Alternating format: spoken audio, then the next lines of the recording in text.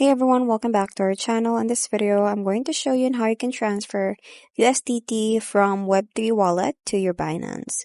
So just a warning that you have to always double check the network on both sides. So let's start with the step number 1, which is to generate the deposit address on the Binance. So you have to log in to Binance, go to the wallet section and click deposits. So from there, you have to select USDT and then crucially select the network. So like for example, the BSP and the BEP20. For Ethereum is ERC20 or for Tron is TRC20.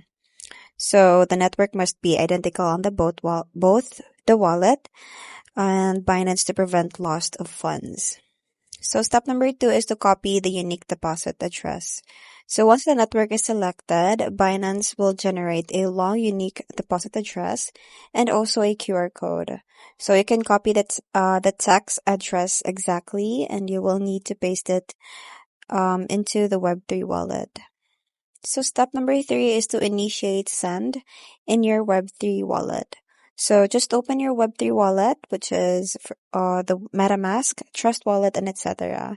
So you have to make sure that the wallet is connected to the same network that you selected on Binance. So just find USDT balance and click the send button from there. Next is to paste the address and specify the amount.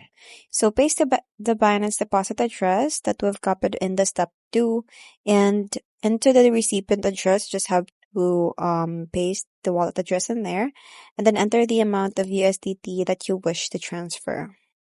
And lastly is to review the fees and confirm transaction. So review the transaction details, including the network fee, which is the gas. Confirm the network fee currency, like for example, if you need ETH for ERC20 or BNB for BEP20. So if everything looks correct, then you just have to tap on confirm. Then the transaction is in your wallet. So the funds will appear in your Binance account after the network confirms the transaction.